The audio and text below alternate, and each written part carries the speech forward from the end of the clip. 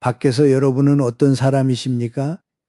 가게에 가면 값을 깎을 줄도 알고, 관공서에 가면 할 말 다 하고, 젊은 사람이 무례하게 굴면 눈 하나 깜짝 안 하고 한마디 하실 수 있는 분. 그런데 이상하지요? 그렇게 당당한 분이 왜 유독 내 자식 앞에서만은 작아지실까요? 목구멍까지 올라온 말을 꿀꺽 삼키고 몸이 천근만근인 날에도 그래 알았다. 엄마가 갈게 하고 마는 걸까요? 오늘 저는 여러분께 한 가지를 여쭙고 싶습니다.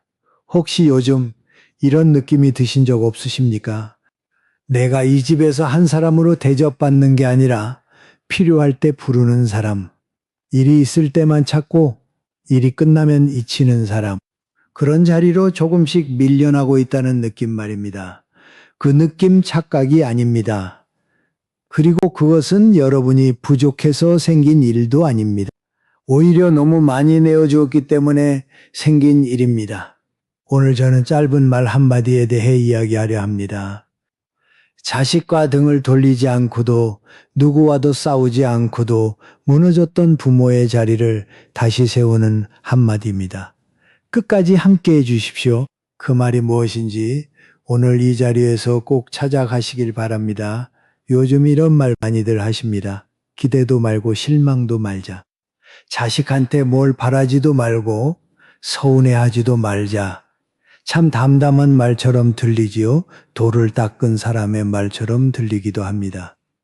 그런데 저는 그 말을 들을 때마다 마음 한쪽이 서늘해집니다. 왜냐하면 저는 압니다. 그 말은 마음이 편해서 나오는 말이 아니라는 걸요. 그 말은 너무 여러 번 기대했다가 너무 여러 번 무너져 본 사람만이 할 수 있는 말입니다.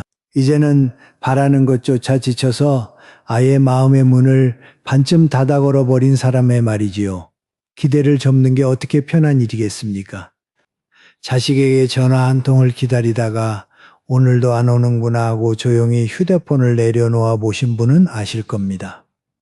그 기대를 접는데 얼마나 많은 밤이 필요했는지를요. 그러니 기대도 말고 실망도 말자. 이 말은 사실 초연한 말이 아닙니다. 그건 상처받지 않으려고 미리 마음에 굳은 살을 만드는 일입니다. 아파봤기 때문에 더는 아프고 싶지 않아서 스스로 감정을 줄여버리는 일이지요. 그런데 여러분, 저는 오늘 그 반대편 이야기를 해보고 싶습니다. 마음의 문을 닫아거는 것 말고 다른 길이 있다고 말입니다. 기대를 접어서 나를 지키는 게 아니라 내 자리를 다시 세워서 나를 지키는 길, 그 길이 분명히 있습니다. 그 이야기를 시작하기 전에 한 가지만 여쭙겠습니다. 지금까지 살아오시면서 하고 싶은 거절을 꾹 삼켜본 적이 있으신가요? 안 된다는 말 한마디를 못해서 그래 알았다 하고 속으로만 알아본 적이 있으시다면 댓글에 숫자 1을 남겨주십시오. 그런 적이 한 번도 없으셨다면 숫자 1을 남겨주시고요. 그냥 오늘 이 자리에 어떤 분들이 함께 계신지 궁금해서 여쭤보는 겁니다. 자, 그럼 첫 번째 이야기를 시작하겠습니다. 우리는 흔히 부모가 자식에게 뭔가를 해주는 걸 사랑이라고 부릅니다. 밥을 해먹이고 손주를 봐주고 돈을 보태주고. 그런데 저는 오랜 세월 사람들을 지켜보면서 한 가지를 알게 되었습니다. 똑같이 자식에게 다 내어주는 부모라도 두 종류가 있더라는 겁니다. 한 부모는 사랑해서 줍니다. 주고 나면 마음이 가볍습니다. 자식이 고맙다는 말을 하든 안 하든 그 자체로 흐뭇합니다. 그런데 또 한 부모는 무서워서 줍니다. 주지 않으면 자식이 나를 멀리할까봐, 매정한 부모라는 소리를 들을까봐, 나중에 늙어서 아무도 안 찾아올까봐 그 두려움 때문에 줍니다. 겉으로 보면 똑같습니다. 둘 다 자식에게 다 내어주니까요. 그런데 속은 완전히 다릅니다. 사랑해서 주는 사람은 주고 나면 채워지는데 무서워서 주는 사람은 주고 나면 오히려 더 불안해집니다.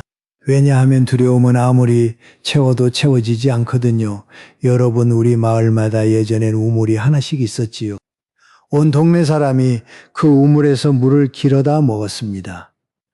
그런데 만약 그 우물이 마을 사람들이 나를 떠날까봐 무서워서 물을 퍼준다고 생각해 보십시오. 밑에서 물이 얼마나 차오르는지는 보지도 않고 그저 사람들 발길이 끊길까봐 밤낮으로 두레박을 올려줍니다. 그러면 어떻게 되겠습니까? 우물은 결국 바닥을 드러냅니다. 그리고 물이 마른 우물에는 그 누구도 오지 않습니다. 그렇게 정성껏 물을 퍼주었는데도 말이지요. 두려움으로 내어주는 사랑이 꼭 그렇습니다.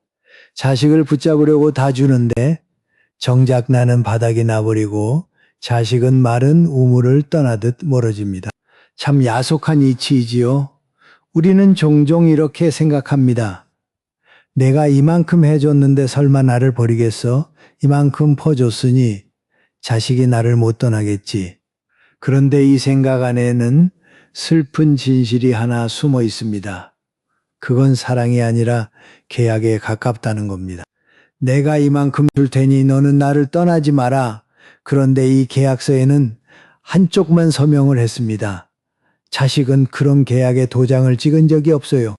그러니 지켜지지 않는 게 당연합니다.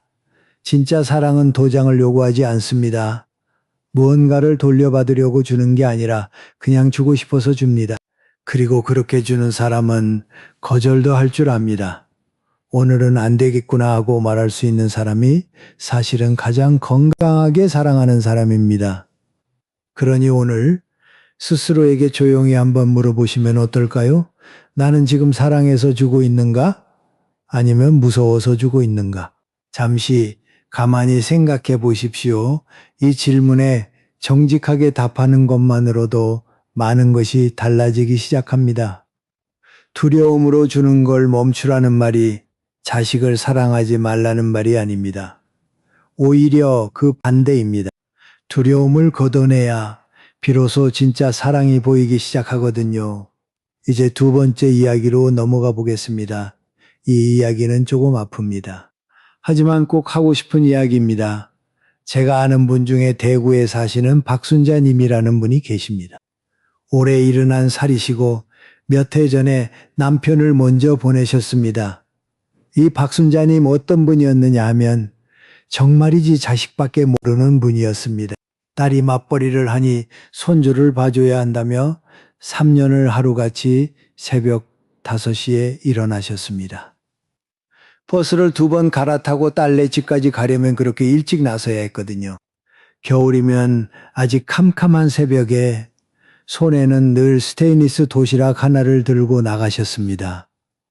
달래서 끼니를 얻어먹기가 왠지 미안해서 당신 드실 밥을 손수 싸들고 다니셨던 겁니다.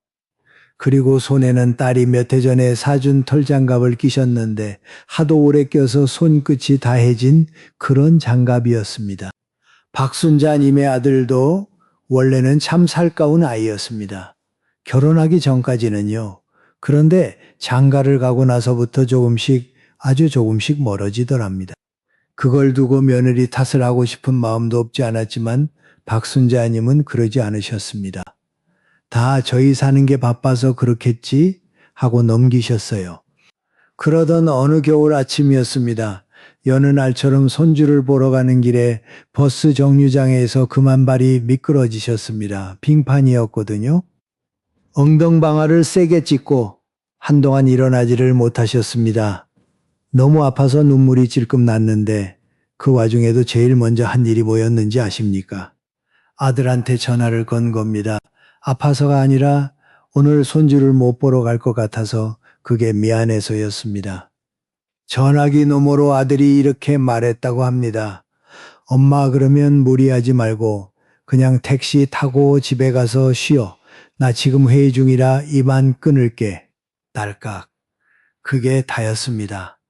박순자님은 그날 병원에도 못 가고 혼자 집으로 돌아와 파스만 붙이고 누우셨습니다.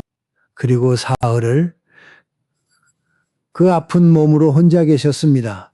밥도 제대로 못 챙겨 드시고요. 사흘이 지나서야 옆집 아주머니가 우연히 들여다보고는 깜짝 놀라 그제야 자식들에게 연락이 갔습니다. 혼자였습니다. 그저 혼자. 여러분 이 대목에서 저는 잠시 말을 멈추게 됩니다. 박순자님을 가장 아프게 한 건 미끄러진 엉덩이가 아니었습니다. 사흘 동안 혼자였다는 사실도 아니었어요. 그분을 가장 아프게 한 건 이런 깨달음이었습니다. 나는 이 아이들에게 필요할 때 쓰는 사람이었구나. 손주를 봐줄 수 있을 때는 찾지만 정작 내가 아플 때는 회의 한 번보다 뒷전이구나. 이 이야기를 하면 많은 분들이 이렇게 말씀하십니다. 내 얘기랑 똑같다고요. 엄마를 쓸 수 있을 때까지 쓰다가 그만이라는 거냐고 가정부처럼 부린다고요. 그 서러움 저는 압니다. 세상에서 가장 아픈 서러움 중 하나가 내가 물건처럼 취급받는 느낌이거든요. 사람은 누구나 쓸모가 아니라 존재 자체로 귀하게 여겨지고 싶으니까요. 그런데 여기서 우리가 하나 짚고 넘어가야 할 게 있습니다. 왜 자식들은 부모의 헌신을 이토록 당연하게 여기게 되었을까요? 자식이 못돼서일까요? 저는 그렇게만 보지 않습니다. 물이 늘 나오는 수도꼭지를 생각해 보십시오. 틀면 언제나 물이 나오지요. 그러다 보면 우리는 그 물이 얼마나 귀한지를 잊어버립니다. 어느 날 물이 안 나와야 이게 이렇게 소중한 거였구나 하고 깨닫습니다. 헌신도 마찬가지입니다. 늘 그 자리에서 언제 불러도 달려와 주면 사람은 그게 얼마나 귀한 건지를 잊습니다. 감사가 사라진 자리에는 당연함이 들어섭니다. 그리고 당연함이 오래되면 그 끝에는 무례함이 싹 쿰니다. 이건 자식이 악해서가 아니라 사람의 마음이 원래 그렇게 생겨 먹어서 그렇습니다. 그래서 더더욱 부모가 먼저 정신을 차려야 하는 겁니다. 하버드 대학교에서 아주 오랫동안 진행한 유명한 연구가 하나 있습니다. 사람이 언제 가장 행복한가, 무엇이 사람을 끝까지 건강하고 평안하게 만드는가를 무려 수십 년에 걸쳐 한 사람 한 사람 따라가며 살펴본 연구입니다. 그 긴 세월의 결론이 무엇이었는지 아십니까? 사람을 끝까지 지켜주는 건 돈도 명예도 아니고 바로 좋은 관계였다는 겁니다. 그런데 여기서 한 가지가 아주 중요합니다. 그 좋은 관계라는 게 한쪽이 다른 쪽에게 얼마나 많이 희생했느냐로 정해지는 게 아니더라는 겁니다. 서로 얼마나 존중하느냐, 그게 관계의 질을 정하더라는 거예요. 이 말을 쉽게 풀면 이렇습니다. 자식은 부모가 많이 퍼줬다고 해서 부모를 존경하는 게 아닙니다. 부모가 존경할 만한 사람이기 때문에 존경하는 겁니다. 스스로를 소중히 여길 줄 아는 부모, 자기 시간과 몸을 함부로 하지 않는 부모, 그런 부모를 자식은 함부로 대하지 못합니다. 그러니 박순자님이 그 다음에 어떻게 하셨는지가 참 중요합니다. 그분은 아들 며느리를 붙잡고 따지지 않으셨습니다. 원망을 쏟아내지도 않으셨어요. 대신 아주 조용히 새벽에 손주 보러 가는 걸 하나씩 줄여나가셨습니다. 화를 낸 게 아니라 당신의 삶을 조금씩 되찾으신 겁니다. 그런데 놀라운 일이 벌어졌습니다. 엄마가 예전처럼 늘 달려오지 않게 되니까 그제야 아들이 먼저 전화를 걸어오더랍니다. 엄마 요즘 어떻게 지내? 하고요. 당연함이 사라진 자리에 다시 궁금함이 돌아온 겁니다. 이게 무슨 뜻이겠습니까? 존중은 내가 나를 존중하는 데서 시작된다는 뜻입니다. 자, 이제 조금 다른 이야기를 해보겠습니다. 이번엔 겉으로는 참 따뜻해 보이는데 그 속을 들여다보면 뜻밖의 것이 숨어있는 이야기입니다. 세상에서 제일 듣기 좋은 말이 뭘까요? 자식이 이렇게 말하는 겁니다. 아버지, 이제 혼자 계시지 말고 저희랑 같이 살아요. 어머니 모시고 싶어요. 이 말을 들으면 어느 부모가 가슴이 안 뭉클하겠습니까? 아이고, 그래도 내가 자식 하나는 잘 키웠구나 싶지요. 그런데 오늘은 이 따뜻한 말 한마디를 조금 다르게 들여다보려 합니다. 오해는 마십시오. 모든 자식이 그렇다는 게 아닙니다. 진심으로 부모를 모시고 싶어하는 착한 자식들도 세상에는 참 많습니다. 다만 그 말 뒤에 무엇이 있는지는 한 번쯤 차분히 살펴봐야 한다는 겁니다. 왜냐하면 이 대목에서 인생이 완전히 달라진 분들을 저는 여러 보았거든요. 제가 아는 정영호 님이라는 분이 계십니다. 올해 68이시고 시골에 아담한 집 한 채를 가지고 혼자 사시던 분입니다. 마당에 상추도 심고 아침이면 동네 한 바퀴 돌고 그렇게 소박하지만 당신 나름대로 평온하게 지내셨어요. 그러던 어느 날 아들 내외가 찾아왔습니다. 그날따라 상에 정용호 님이 제일 좋아하시는 갈비찜이 올라왔습니다. 아들이 이렇게 말하더랍니다. 아버지, 이제 연세도 있으신데 혼자 계시는 게 저희가 영 마음이 안 놓여요. 시골집 정리하시고 저희랑 합쳐서 큰 집으로 옮기는 게 어떠세요? 아버지 계시면 애들도 좋아하고 저희도 아버지 곁에서 모시고 싶어요. 말만 들으면 이보다 더한 효도가 없지요. 정영호 님도 순간 마음이 울컥하셨답니다. 그래, 역시 내 자식밖에 없구나 싶어서 당장 그러자 하고 대답이 나올 뻔했다고 해요. 그런데 그 순간 오래전 친구가 했던 말 한마디가 문득 떠올랐답니다. 좋은 말일수록 그 뒤를 한 번 더 봐라 하던 말이요. 그래서 정영호 님은 대답을 잠시 미루고 그날 밤 혼자 곰곰이 생각해 보셨습니다. 아들이 그리는 그 큰 집이라는 그림 속을 하나하나 들여다보신 거지요? 그랬더니 보이더랍니다. 당신 시골집을 판 돈이 어디에 보태질지가요. 아들네가 지금보다 넓은 집으로 옮기는데 그 돈이 들어갈 거였습니다. 그리고 같이 살게 되면 지금 남의 손을 빌려 하던 아이들 등하원이며 집안일이 자연스럽게 누구 몫이 될지도요. 무엇보다 이제 겨우 되찾기 시작한 당신만의 아침 산책과 마당의 상추밭이 다시 남의 살림 속으로 사라져버릴 것이 눈에 훤히 보였던 겁니다. 그 순간 그는 알았습니다. 사랑처럼 보이는 것이 늘 사랑은 아니라는 걸 다시 한번 말씀드리지만 아들이 나쁜 사람이어서가 아닙니다. 아들 마음속에는 아버지를 걱정하는 진심도 분명히 있었을 겁니다. 다만 그 진심 옆에 저희에게 편한 쪽으로 아버지를 모시겠다는 계산도 함께 있었던 거예요. 사람 마음이 원래 그렇게 진심과 계산이 섞여 있곤 하지요. 그걸 알아보는 게 부모의 지혜입니다. 그래서 우리는 여기서 한 가지를 분명히 해둘 필요가 있습니다. 우리는 흔히 자식이 같이 살자고 하면 그게 곧 효도라고 생각합니다. 부모를 데려가는 게 효도라고요. 그런데 정말 그럴까요? 진짜 효도는 부모를 자식 살림 속으로 데려가는 게 아닙니다. 진짜 효도는 부모의 뜻을 존중하는 겁니다. 아버지가 그 시골집에서 상추 심으며 사는 게 행복하시다면 그 행복을 지켜드리는 게 효도예요. 부모를 자식 인생의 편한 자리로 옮겨놓는 건 모시는 게 아니라 데려가는 겁니다. 이 둘은 얼핏 비슷해 보이지만 완전히 다른 말입니다. 여러 어르신들이 이런 말씀을 하십니다. 말이야 바로 하자. 아들이 나를 모시는 게 아니라 내가 아들네를 건사하러 들어가는 거지. 이 말 속에 얼마나 서늘한 진실이 담겨 있는지요. 그러니 자식이 같이 살자 할 때 그 말이 나를 위한 것인지 저희를 위한 것인지 한 번은 조용히 물어보셔야 합니다. 정용호 님은 결국 어떻게 하셨을까요? 그분은 며칠 뒤 아주 담담하게 이렇게 말씀하셨답니다. 마음은 참 고맙다. 그런데 나는 이 집에서 내 방식대로 사는 지금이 참 좋구나.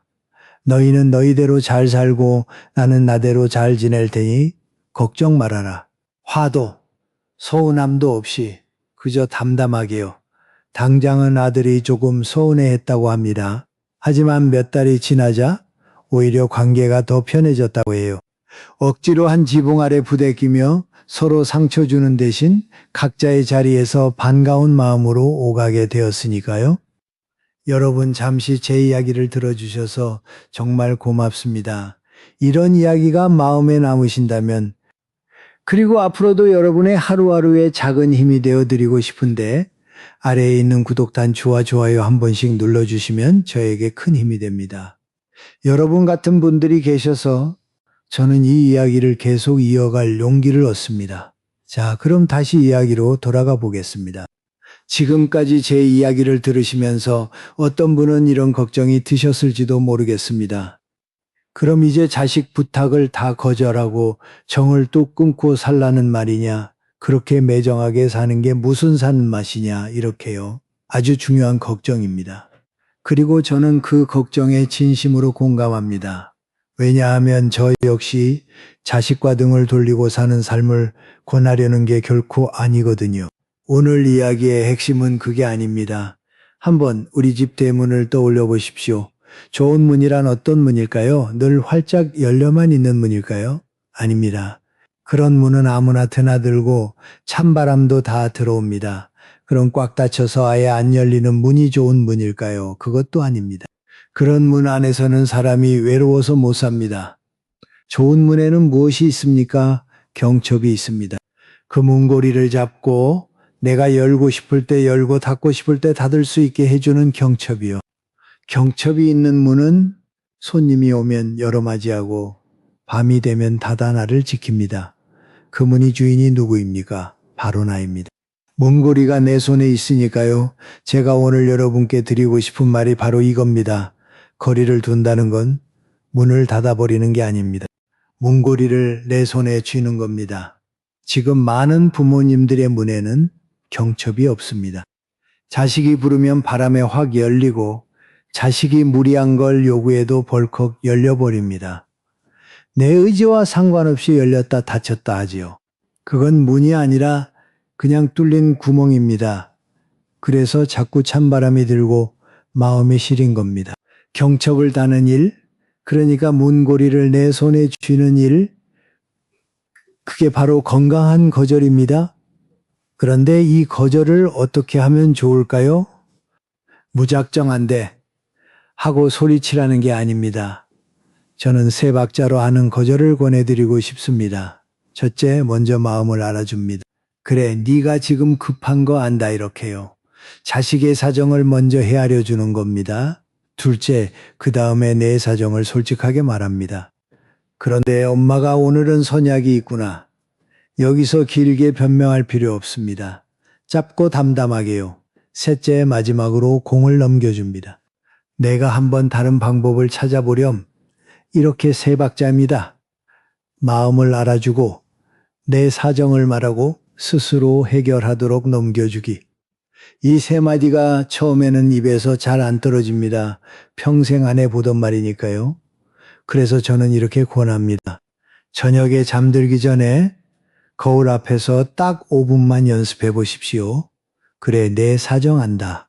그런데 오늘은 엄마가 안 되겠구나. 내가 알아서 해보렴.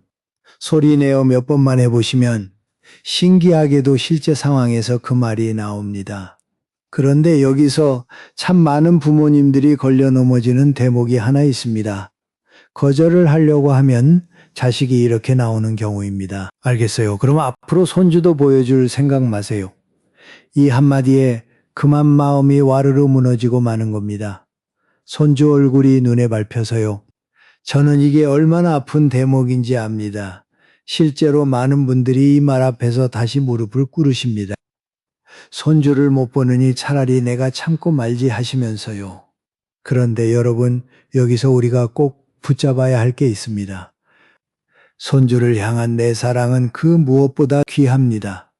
하지만 그 귀한 사랑이 나를 움직이는 지렛대로 쓰여서는 안 됩니다. 손주를 보여주고 안 보여주고를 무기 삼는 관계라면 그건 이미 건강한 관계가 아니에요. 그리고 하나 더 말씀드리고 싶습니다. 손주와 나 사이의 문은 자식이 닫는 게 아닙니다. 그 문고리 역시 결국 내 손에 있습니다.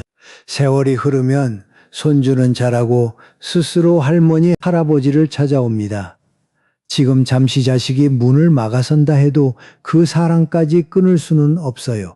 그러니 협박처럼 던지는 그 말에 내 존엄을 팔지 마십시오. 문고리를 내 손에 쥔다는 건 결국 이런 겁니다.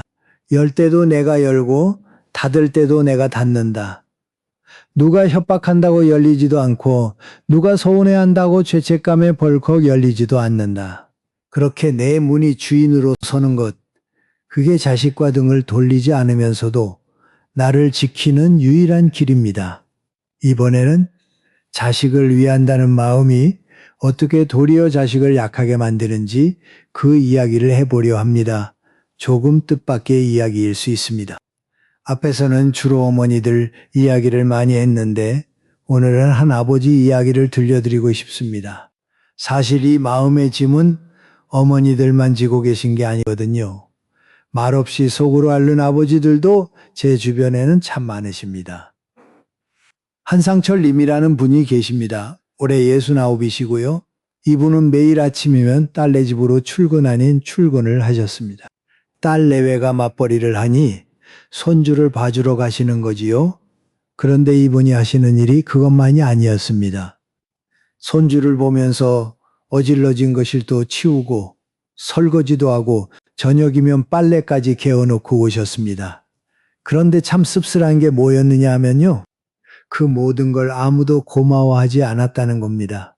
딸도 사위도 심지어 곁에서 지켜보던 아내조차 아버지가 그렇게 하는 걸 그저 당연하게 여겼습니다. 은퇴하고 시간도 많으신데 그 정도는 당연히 해주셔야지 하는 분위기였던 거예요. 한상철님은 어디 가서 힘들다는 말도 못하셨습니다. 남자가 손주 좀 봐주는 게 뭐 그리 대수냐 하는 소리를 들을까 봐서요. 밤이면 온몸이 쑤셔서 파스를 붙이고 누우면서도 그저 내가 조금 더 힘내면 애들이 편하겠지 하고 스스로를 다독이셨습니다. 자식을 위하는 마음이었지요. 그 마음 자체는 참 귀합니다. 그런데 여러분 여기서 한번 생각해 봐야 할 게 있습니다. 부모가 이렇게 자식의 짐을 몽땅 대신 짊어지면 자식은 어떻게 될까요? 편해지겠지요. 당장은요. 그런데 그 편안함이 오래되면 자식은 스스로 짐을 지는 법을 영영 배우지 못합니다. 나이는 40이 넘어도 마음은 여전히 부모에게 기대는 어른아이로 남는 겁니다. 저는 이걸 볼 때마다 나무를 키우는 정원사가 떠오릅니다. 어린 나무를 심으면 처음에는 옆에 지지대를 세워주지요. 바람에 쓰러지지 말라고요. 그건 참 지혜로운 일입니다. 그런데 만약 그 나무가 다 자랐는데도 정원사가 계속 지지대를 붙여두면 어떻게 될까요? 나무는 겉으로는 멀쩡해 보입니다. 하지만 속은 약합니다. 스스로 바람을 견뎌 본 적이 없으니 뿌리가 깊이 내리지를 못한 거예요. 그러다 어느 날 정원사가 세상을 떠나 지지대가 사라지면 그 나무는 작은 바람에도 그만 쓰러지고 맙니다. 반대로 어느 정도 자란 나무는 일부러 지지대를 떼어줘야 합니다. 그래야 나무가 바람에 이리저리 흔들리면서 넘어지지 않으려고 뿌리를 더 깊이, 더 넓게 뻗거든요. 흔들려 본 나무라야 진짜 튼튼한 나무가 됩니다. 자식도 꼭 그렇습니다. 부모가 지지대를 계속 붙잡고 있으면 자식은 뿌리를 내리지 못합니다. 손을 놓아주어야 비로소 제 힘으로 서는 법을 배웁니다. 그러니 놓아주는 손이야말로 사실은 자식을 가장 단단하게 붙들어주는 손인 겁니다. 옛날 노자라는 어른이 이런 뜻의 말씀을 남기셨습니다. 억지로 하지 않는 것이 때로는 가장 큰 도움이 된다고요. 참 알쏭달쏭한 말 같지요. 아무것도 안 하는 게 어떻게 돕는 거냐 싶고요. 그런데 자식 키우는 일에 임할 때 보면 무릎을 치게 됩니다. 내가 나서서 다 해주는 것보다 한 발 물러서서 스스로 하도록 지켜봐 주는 것, 그게 더 어렵고 더 큰 사랑이라는 뜻이니까요. 손을 대는 것보다 손을 떼는 게 더 어려운 법입니다. 한상철님은 어떻게 되셨을까요? 어느 날 그분은 조용히 서예학원에 등록을 하셨습니다. 평생 한번 해보고 싶었던 붓글씨였어요. 그리고 딸에게 처음으로 이렇게 말씀하셨답니다. 얘야, 오늘 오후에는 아버지가 수업이 있구나. 딱 그 한마디였습니다. 딸은 잠시 당황했지만 곧 스스로 방법을 찾아내더랍니다. 그리고 신기하게도 그날부터 사위가 아버님 정말 고맙습니다 하는 말을 하기 시작했다고 해요. 아버지가 당신 자리를 찾으시니까 그제야 그 빈자리에 무게가 보였던 겁니다. 이제 마지막 이야기입니다. 어쩌면 오늘 제가 가장 하고 싶었던 이야기일지도 모르겠습니다. 지금까지 제 이야기를 들으시면서 어떤 분은 속으로 이렇게 생각하셨을 수 있습니다. 다 좋은 말인데 결국 그것도 돈이 있어야 하는 거 아니냐. 내 주머니가 든든해야 자식한테 큰 소리도 치는 거지. 이렇게요. 저는 그 말씀이 절반은 맞다고 생각합니다.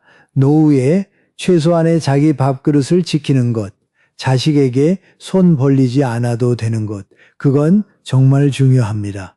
그래서 어떤 분들은 이렇게까지 말씀하시지요. 자식한테 돈 미리 주지 말고 죽을 때까지 꼭 쥐고 있어라. 그 말에도 뼈아픈 지혜가 들어 있습니다. 그런데 여러분, 저는 여기에 한 가지를 꼭 보태고 싶습니다. 돈이 있으면 자식이 함부로 못하는 건 맞습니다. 하지만 돈만으로는 존경을 살 수 없습니다.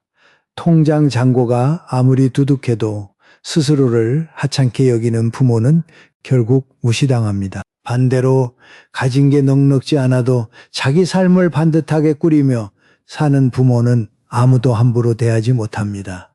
그러니 진짜 노후 준비는 통장에만 있는 게 아닙니다. 내가 나를 어떻게 대하느냐, 거기에도 있습니다. 우리는 흔히 내 앞가림 챙기는 걸 이기적이라고 여깁니다. 자식 다 키운 부모가 무슨 자기 인생이냐, 이제 남은 건 자식 뒷바라지 뿐이지 하고요. 그런데 이건 정말 잘못된 생각입니다. 자기를 돌보는 건 이기적인 게 아니에요. 이렇게 한번 생각해 보십시오. 텅 빈 잔으로는 누구에게도 물을 따라줄 수가 없습니다. 아무리 남에게 주고 싶어도 잔이 비어 있으면 줄 게 없지요. 내 잔을 먼저 채워야 넘치는 물을 남에게도 나눠줄 수 있는 겁니다. 나를 돌보는 일은 남에게 줄 것을 만드는 일입니다. 그러니 나부터 채우는 건 이기적인 게 아니라 오히려 가장 지혜로운 사랑입니다. 그럼 어떻게 내 잔을 채우느냐? 저는 아주 작은 것부터 시작하시라고 권합니다. 하루에 딱 1시간, 오롯이 나만을 위한 시간을 정해 두는 겁니다. 아침에 공원을 한 바퀴 걷는 것도 좋고, 배우고 싶었던 걸 배우러 가는 것도 좋고, 오랜 친구와 국수 한 그릇 먹는 것도 좋습니다. 무엇이든 좋습니다. 다만 한 가지 규칙이 있습니다. 그 시간만큼은 자식이 불러도 웬만하면 미루지 않는 겁니다.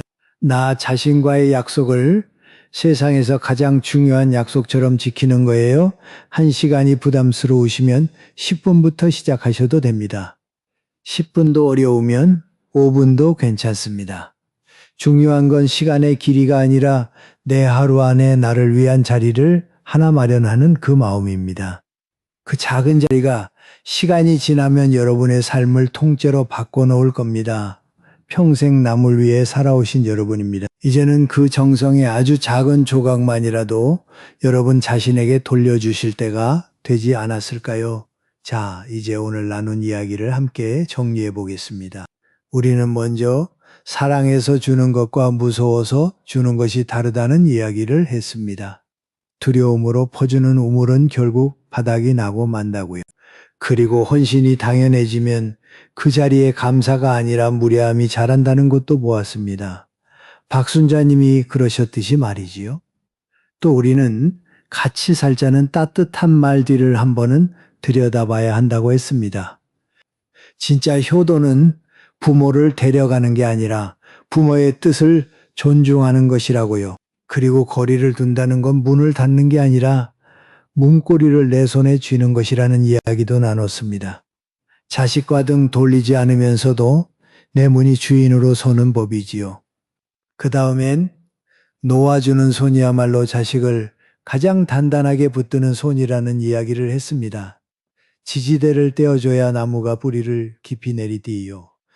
그리고 마지막으로 텅 빈 잔으로는 누구에게도 물을 따라 줄 수 없으니 나부터 채우는 게 가장 지혜로운 사랑이라는 이야기로 마무리했습니다. 이 모든 이야기를 딱 한마디로 줄이면 이렇게 됩니다. 거리를 둔다는 건 자식에게서 멀어지는 게 아닙니다. 자식이 다시 존경할 수 있는 사람으로 내가 똑바로 일어서는 겁니다. 문고리를 내 손에 쥐십시오. 그것 하나면 됩니다. 열 때도 내가 열고 닫을 때도 내가 닫고 그렇게 내 삶의 주인으로 다시 서는 것, 그것이 오늘 제가 여러분께 드리고 싶은 딱 한마디입니다. 이제 여러분께 조심스럽게 한 가지 부탁을 드리고 싶습니다. 오늘 이 이야기를 들으시면서 아마 여러분 마음속에도 저마다의 사연이 하나씩 떠올랐을 겁니다. 목구멍까지 올라온 말을 삼켰던 날, 혼자 알았던 밤, 서운했던 그 순간들이요. 괜찮으시다면 그 이야기를 댓글로 조금만 나눠주시겠습니까? 잘 쓰려고 애쓰지 않으셔도 됩니다. 그저 마음에 있는 한마디면 충분합니다. 이곳에서는 누구도 여러분을 판단하지 않습니다. 같은 세월을 건너온 분들이 서로의 이야기에 그저 고개를 끄덕여 드릴 뿐입니다. 여러분의 한마디가 오늘 같은 마음으로 이 이야기를 듣고 계신 또 다른 누군가에게는 큰 위로가 됩니다. 그리고 혹시 주변에 자식 앞에서 자꾸만 작아지는 벗이 있으시다면 오늘 이 이야기를 살며시 전해 주십시오. 함께 나이 들어가는 벗에게 이보다 더 따뜻한 선물은 없을 겁니다.